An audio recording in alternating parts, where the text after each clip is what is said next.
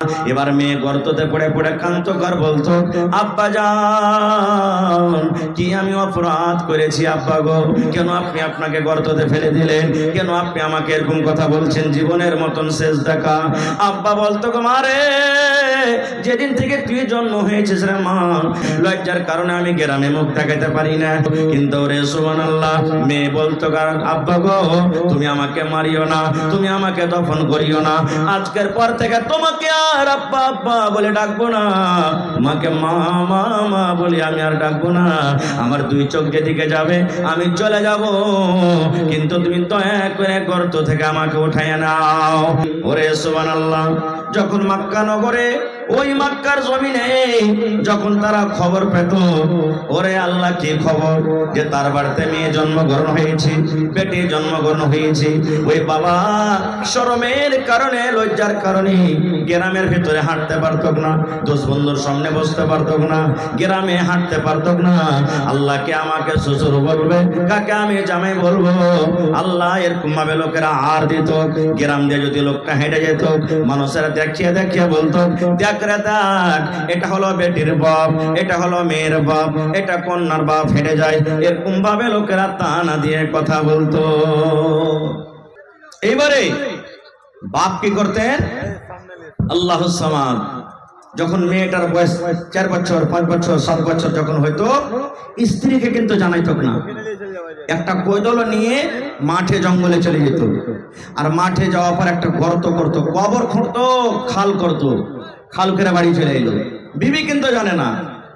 এবার বিবি কাইসা বলতো, কি রে হালিমার মা, ও জামিলার মা, জায়েদার মা, সাফিয়ার মা, শুনে নাও, আমার মেয়ে 5 বছর 7 বছর বয়সে ছেড়ে দিবি, জীবনে কোনোদিন কাঠিয়ারের বাজার দেখতে পাইনি, শ্যামাপুরের বাজার কেমন হয় দেখতে পাইনি, আমার মেয়েটা জীবনে কোনোদিন মেলা কেমন হয়, চক কেমন হয় দেখতে পাইনি। আমার মেয়েকে সুন্দর করে তুমি সাজাইয়া দাও, তাকে তেল কজল দিয়ে গোসল পানি করে নতুন জামা পরাইয়া দাও। আমার জামিলাকে, আমার হাফসাকে আমি মেলা ঘুরতে নিয়ে যাব। মার কলেজা কিন্তু বড় হয়ে যেত, আরে আমার স্বামীর মনে হয় আমার বেটির উপরে দয়াময় হয়ে গেছে, আর তাকে কিচ্ছু বলবে না। কিন্তু ওরে সুবহানাল্লাহ, মা তো জানে না কোন মেলা তাকে নিয়ে যাবে, মা তো বুঝে না, মা জানে না কোন মেলাতে কোন বাজারে নিয়ে যাবে।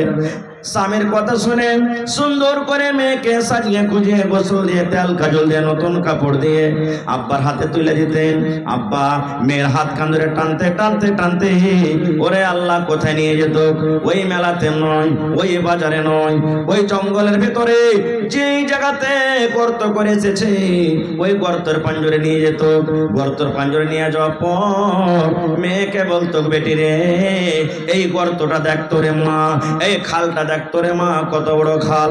ওরে সুবহানাল্লাহ, ইমাম বাগাবী রাহমাতুল্লাহ আলাইহি বলেন, ওরে আল্লাহ, ওই অবুঝ মাসুম মেয়ে জানে না আমার আব্বা জান কেন আমাকে গর্ত দেখতে বলছে।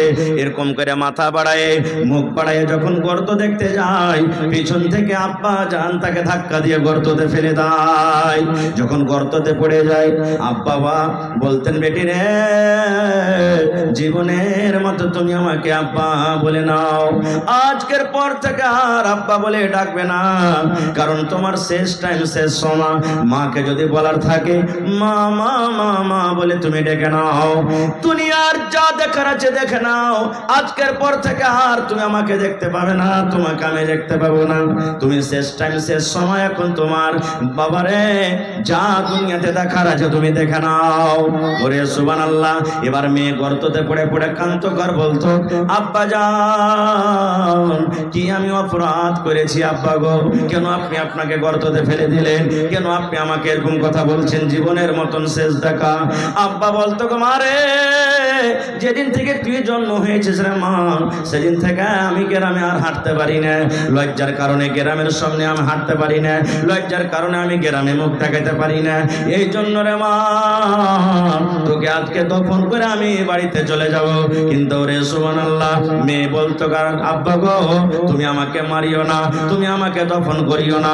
আজকের পর থেকে তোমাকে আর আব্বা আব্বা বলে ডাকবো না, মাকে মা মা মা বলে আমি আর ডাকবো না।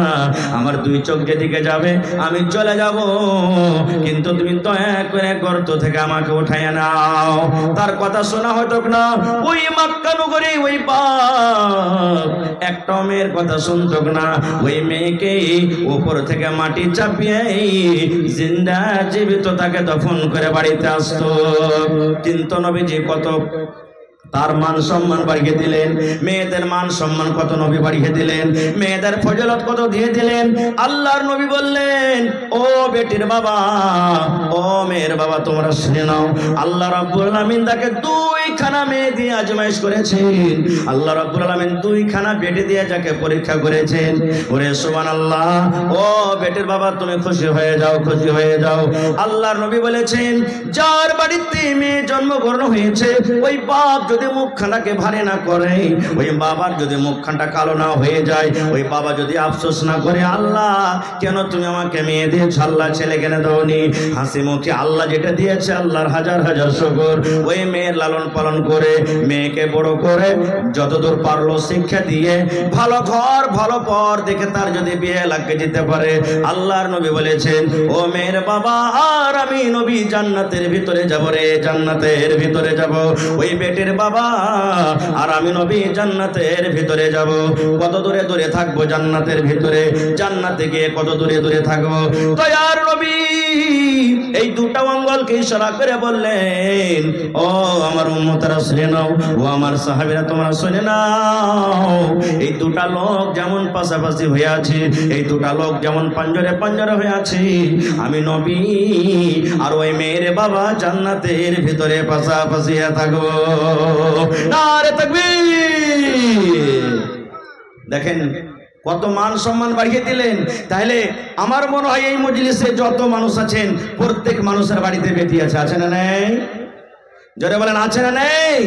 কাহরে একটা, কাহরে দুটা, কাহরে তিনটা, কাহরে পাঁচটা, এরকম ভাবে কত লোক এমন আছে একটাও আল্লাহ তাকে এখনো বেটি দেয়নি, শুধু বেটা। কত লোক এমন আছে যে একটাও বেটা দেয়নি, শুধু বেটি। এরকম মানুষ দুনিয়াতে আসে না নাই? যার তিনটা চারটা বেটি হয়ে গেল ভাই, ও শাসিতে ঘুঁচা মারবে, রে মরার বেটা মরা, রে গোলামের বেটা গোলাম। তুই কোন মায়ের লোককে নিয়ে শেষ করিয়া এই হুতমের বেটিকে তালাক করতে ছেড়ে দে। যা গালা বলবে, নন বলবে, তোর নিয়ত দেখে, এরে মাগি তোর নিয়ত দেখে আল্লাহ তাআলা তোকে শুধু বেটি দিয়েছে, বেটা দেন, তুই জীবনে কোনোদিন বেটার মুখ দেখতে পাবি না। ভাইরে, আল্লাহ তাআলা কোরআনে সূরা শুরাতে বলছেন যে আমি আল্লাহ তাআলা যাকে ইচ্ছা করি বেটা দান করি, আমি আল্লাহ তাআলা যাকে ইচ্ছা করি বেটি দান করি, আমি আল্লাহ তাআলা যাকে ইচ্ছা করি বেটা বেটি দুটাই দান করি, আমি আল্লাহ তাআলা যাকে ইচ্ছা করি তাকে বাঁধ করে রাখি, একটাও সন্তান দিই না। তাহলে বেটি দেওয়ার মালিক কে ভাই? জোরে বলেন। বেটা দিচ্ছেন কে? আল্লাহ। আর বেটা বেটি দুজনই দিচ্ছেন কে? আর আল্লাহ কাউকে কিচ্ছু দেয় না কে? হ্যাঁ, তাহলে যাকে বান যারা আছে একটা ছেলে পিলা হয় না, রাগ করে এই কথাটা কইয়ে দেন না, শালা তোর দিলে রহম নেবে ওই লিগে আল্লাহ তোকে একটা ছেলে দেন, এগুলা ভুল ভুল। আর ভাইরাকে বলবো যার বাড়িতে বেটি হয়েছে যে স্ত্রীর পেট থেকে তাকে গালি দিবেন না। আর একটু কথা বলে দিই, 1 মিনিট লম্বা ঘটনা, ওদিকে যাব না। মারিয়ামের মা হান্না, মারিয়ামের মা হান্না নজর মেনেছিলেন, আল্লাহ আমার পেটে সন্তান, আল্লাহ আমার পেট থেকে যদি সন্তান হয়, আসলে ওর নিয়ত ছিল ছেলে যদি হয় আমি মসজিদে দান করে দেবো, অক্ষ করে দেবো, দান করে দেবো মসজিদে। কিন্তু যখন সন্তান হইলো, ছেলে হইলো, তখন ছেলে না হয়ে মেয়ে হয়েছে। মেয়ে আফসোস করছেন, আল্লাহ আমি তো ছেলের আশা করেছিলাম কিন্তু মেয়ে হয়ে গেল, মেয়েকে মসজিদ আল্লাহ কেমন করে রাখবো, কেমন করে মসজিদে যাবে আল্লাহ, মেয়েকে কেমন করে মসজিদের ভিতরে রাখবো, আফসোস করতে লাগলেন। আল্লাহ রাব্বুল আলামিন তখন বলছেন, ও হান্না তুমি শোনো রে, ও হান্না তুমি শুনে নাও, তোমার মেয়ে হয়েছে, তুমি চিন্তা করিও না, আফসোস করিও না হান্না রে, তুমি চিন্তা করিও না, কারণ এটার নাম তুমি রাখো মারিয়াম, তোমার বেটের নাম তুমি রাখো মারিয়াম। তোমার এই মারিয়াম দুর্গাপুরে যে মারিয়াম আছে মারিয়ামের মতন নয়, কাঠিয়ারে যে মারিয়াম আছে মারিয়ামের মতন নয় রে, পূর্ণিয়া জেলাতে যে মারিয়াম আছে মারিয়ামের মতন নয়, তোমার এই মেয়ে মারিয়াম হলো আলাদা। তাহলে আমি বলার উদ্দেশ্য হলো এই যে যদি মানুষের হাতে যদি থাকতো যে আল্লাহ বেটা দাও, তো মারিয়াম না হয়ে মারিয়ামের জায়গাতে মারিয়ামের ভাই হতো, হতক না হতক না ভাই? জোরে বলেন হতক না হতক না? এবার আর একটা বুখারী শরীফের হাদিস বলে দিয়ে আমি দিয়ে তখন আমি লাইনটাকে কেটে দেবো যে আল্লাহর নবী নিজের বেটিকে কত ভালোবাসতেন। নবীজির ছেলেরা ছোটতেই মারা গেছে, বড় হয়নি, ছোটতেই মারা গেছে। এবার নবীজির মেয়ে হলো 4টা, কয়টা? জোরে বলেন, 4 জন মেয়ে। আর মক্কার লোকেরা নবীকে আফতার বলতেন, ইন্না আতাইনাকাল কাউসার ফাসাল্লি লিরাব্বিকা ওয়ানহার ইন্না শানিয়াকা, কি আছে? হ্যাঁ, মক্কার লোকেরা নবীকে আফতার, আফতার মানে কি? দেখ দেখ ইয়ার বেটা গেল তো দুনিয়াতে চলে গেল, ইয়ার জ্বর কেটে গেল, আর আগালে কিছু করতে পারবে না, মানে কি আর বুনিয়াদ সাফ, এখান থেকে জ্বর সাফ, यार नाम लेना वाला दुनियाते केउ होबे ना, केउ नाम लेना वाला होबे ना, कारण यार बेटारा सब साफ हो गेल। किन्तु अल्लाह ताआला बोललेन इन्ना शानियाका हुवाल अब्तर, नबीजीके सन्तुष्टि दिलेन अल्लाह ताबारक ताआला। आमि ओदिके যাব না। নবীজির বেঁচে থাকাকালে 3 জন বেটি মারা গেছে। শেষ বেটি নবীজির মৃত্যুর পর মারা গেলেন। ছোট বেটির নাম হলো ফাতেমা রাদিয়াল্লাহু তাআলা আনহা। নবীজির শেষ টাইম, শেষ সময় সাহাবায়ে কেরাম বসে আছেন আঞ্জরে পাঞ্জরে, নবীজির বিবিরা বসে আছেন। এরকম টাইমে নবীজি বলছেন আমার মা কই, মানে মা মানে কি? আমার বেটি কই, কই আমার ফাতেমা, আমার কলেজার টুকরা কই, আমি তার সাথে কথা বলবো। ফাতেমাকে খবর হলো, ও ফাতেমা তোমার আব্বাজান জানি না কি কারণে তোমাকে ডাক দিয়েছি, তোমার আব্বাজান অসুখ হয়ে আছে, বেমারি হালাতে আছে। আব্বার কথা শুনি ফাতেমা রাদিয়াল্লাহু তাআলা আনহা তাড়াহুড়া করে আব্বার কাছে এলেন। এবার ফাতেমা দেখছেন সুবহানাল্লাহ সাহাবায়ে কেরামের দল বসে আছেন। ফাতেমা দেখছেন আমার মায়েরা সব গোল হয়ে হয়ে বসে আছেন। এরকম টাইমে নবীজি বেটিকে ইশারা করে বলছেন, বেটি রে একটা কথা বলবো রে মা তোকে রে মা, ও আমার বেটি ফাতেমা একটা ছোট্ট করে তোমাকে কথা বলবো, যেন আমার কথাটা আমার সাহাবীরা যেন শুনতে না পায়, আমার কথা যেন আমার বিবিরা না শুনতে পায়। ও মা তোমাকে আমি ছোট্ট করে একটা কথা বলবো, তোমার কানটা আমার মুখের কাছে লাগাইয়া দাও। ফাতেমা এসো মা, তোমার কানটা আমার মুখের কাছে লাগাও। এবারে মা ফাতেমা রাদিয়াল্লাহু তাআলা আনহা এবার নিজের কানটাকে আব্বার মুখে লাগিয়ে দিলেন। দয়ার নবী ছোট্ট করে আস্তে আস্তে করে কোন এমন কথা বললেন, কথা বলতে না বলতে সুবহানাল্লাহ মা ফাতেমার চোখ দিয়ে ঝরঝর ঝরঝর ঝরঝর করে পানি ঝরতে লাগলো। মা ফাতেমা কাঁদতে লাগলেন, আহারে আমার দয়ার নবী বেটির চোখের পানি সহ্য না করতে পেরে, নিজের বেটিকে কান্না দেখতে না পেরে এবার নবীজি আবার বলছেন, মা তুমি কেঁদো না বেটি রে, তুমি কেঁদো না, তোমার কানটা আর একবার আমার মুখের কাছে লাগাইয়া দাও। এইবারে দ্বিতীয়বার মা ফাতেমা রাদিয়াল্লাহু তাআলা আনহা নিজের কানটাকে আব্বার মুখের কাছে লাগিয়ে দিলেন। এইবারে নবীজি আস্তে আস্তে করে কোন এমন কথা বললেন, যেই বেটি কাঁদছিল, যে বেটির চোখ দিয়ে ঝরঝর ঝরঝর ঝরঝর করে পানি ঝরঝর, ওই কান্না বেটি এইবারে আব্বার কথা শুনে তার মুখে কিন্তু হাসি ফুটে গেল, হাসতে লাগলেন। শেষ কথা নবীজি দুনিয়া থেকে চলে গেলেন। কিছুদিন পর আবার নবীজি বেড়াতে এসেছেন আব্বার বাড়ি, মানে মা আয়েশা রাদিয়াল্লাহু তাআলা আনহা বেঁচে আছেন। এবার মা আয়েশা হলেন কে? ফাতেমার সতার মা। এবার তখন বলছেন, বেটি একটা কথা তোমাকে জিজ্ঞাসা করব মা, বলবে কি? মা আয়েশা বলছেন, ফাতেমা রাদিয়াল্লাহু তাআলা আনহা বলছেন, কি আম্মু? বলছে, বেটি রে কি এমন কথা যে কথাটা নবীজি আমাদেরকে জানাননি, আমরা তার স্ত্রী আমাদেরকে না বলে, সাহাবায়ে কেরামকে না বলে তোমাকে কানে আস্তে করে লক করে তোমার কানে কানে নবী বলেছিলেন। প্রথম কথাতে তুমি কাঁদেছিলে আর দ্বিতীয় কথা তুমি হাসেছিলে, মা একটু জানাবে নাকি? এইবারে মা ফাতেমা বললেন, হ্যাঁ মা জানিয়ে দেব, আমার আব্বা জান কিন্তু এখন দুনিয়াতে নাই, আমি বলে দেব। বলছে, মা গো, আমার আব্বা জান যখন আমার কানে কানে প্রথম কথা বলেছিলেন আমি কেঁদেছিলাম। আমার আব্বা জান এই কথা আমাকে বলেছিলেন, ও মা ফাতেমা, তুমি জীবনের মতো আমাকে আব্বা বলে ডেকে নাও, জীবনের মতো তুমি আব্বা আব্বা বলে ডেকে নাও, কারণ আজকের পর তুমি এই লোকটাকে আর আব্বা বলে ডাকতে পাবে না, এই লোকটাকে তুমি দেখতে পাবে না। ও মা ফাতেমা, আল্লাহ রাব্বুল আলামিনের আদেশ হয়েছে, অর্ডার হয়েছে, আমি এখন দুনিয়া থেকে চলে যাব রে মা, আমি এখন দুনিয়া থেকে চলে যাব শেষ টাইম।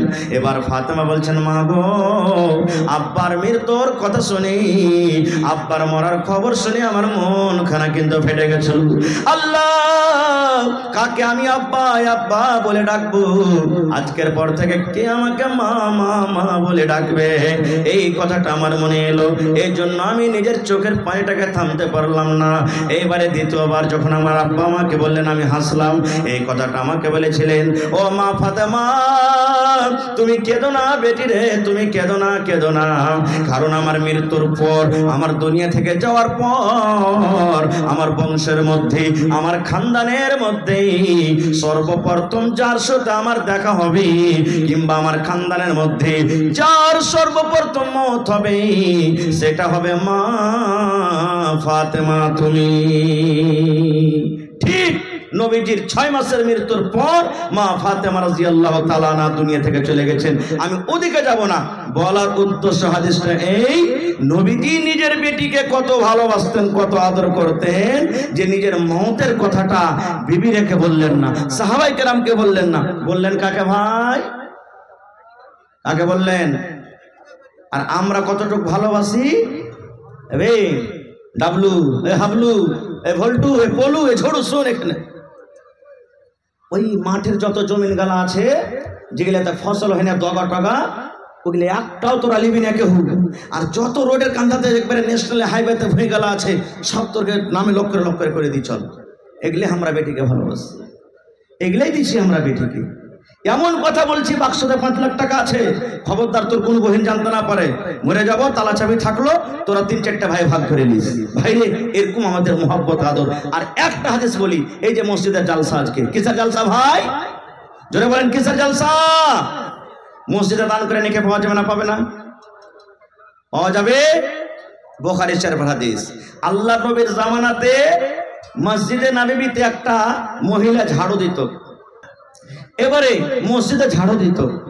এখন বর্তমান জমানাতে আমি একটা মৌলভী সাহেব মানুষ, আমি একটা হাজী সাহেব মানুষ, আমি একটা নেতা মানুষ, হ্যাঁ, মসজিদে ঝাড়ু দিব। আচ্ছা বলেন, আমরা যতই বড় হয়, সাহাবীর থেকে বড় হইতে পারবো? জোরে বলেন, পারবো? কারণ আল্লাহ তাদের ব্যাপারে বলছেন, রাদিয়াল্লাহু আনহুম ওয়া রাযু আনহু, এত বড় আল্লাহ তাআলাকে খুশখবরি দিয়ে দিয়েছেন। এবার আল্লাহ নবীর জামানাতে একটা মহিলা মসজিদ ঝাড়ু দিত, সাফ করত, মসজিদে ঝাড়ু দিত। হঠাৎ করে নবীজি একদিন দেখছেন, নাই, দেখতে পায় না তাকে, মসজিদে দেখতে পায় না তাকে। এবার সাহাবায়ে কেরামকে জিজ্ঞাসা করলেন, হ্যাঁ গো, ওই ঝাড়ুদারনিটা কোথায় গেছে নাকি মসজিদে? কই দেখতে কেন পাই না? তো সাহাবীদের মধ্যে কোন লোক বলেন, হুজুর, ও তো মারা গেছে, মরে গেছে ও। তো বলছেন যে ওর কাফন দাফনের টাইম কখন করেছো? বলছে যে হুজুর, ওকে তো রাতের বেলাতে আমরা দফন করে দিয়েছি। আল্লাহ রাসূল বললেন যে আমাকে যে খবর করনি তোমরা?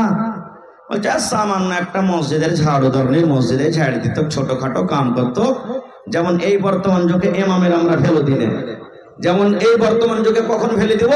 যখন খালি বিহা পড়ার টাইম লাগে, মৌলভীদের কাছে ডাক, তারপরে সব সময় ওকে আমরা কোনো আহমিয়ত দিই না। এবারে নবী বললেন যে তোমরা যে ওকে দাফন করলে, তা আমাকে কেন জানাওনি? বলছে হুজুর, ও সামান্য একটা মসজিদের ঝাড়ুদারনি, মসজিদে ঝাড় দিত, ছোটখাটো কাম করতো, তা আপনাকে কি কষ্ট দিব? আমি রাইতে করে দিয়েছি। ওরে সুবহানাল্লাহ! যখন কথাটা শুনলেন, আল্লাহর নবী রেগে গেলেন। রেগে যাওয়ার পর বলে, চলো, কোথায় ওকে মাটি দিয়েছো আমাকে দেখাও, কবরটা দেখাও, কোথায় মাটি দিয়েছো। ওরে সুবহানাল্লাহ! জীবনের প্রথমবার নবীজি ওই লাশটাকে, কবরটাকে সামনে করে জানাজার নামাজ পড়লেন। এই হাদিসটা থেকে আমরা কি বুঝতে পারলাম? নবীজি একটা মসজিদের ঝাড়ুদারনির মান সম্মান কত বাড়িয়ে দিলেন। এবার আপনাকে বলবো, যদি মসজিদের একটা ঝাড়ুদারনির মান সম্মান এত হয়, তাহলে মসজিদে যারা দান করে তাদের মান সম্মান কত?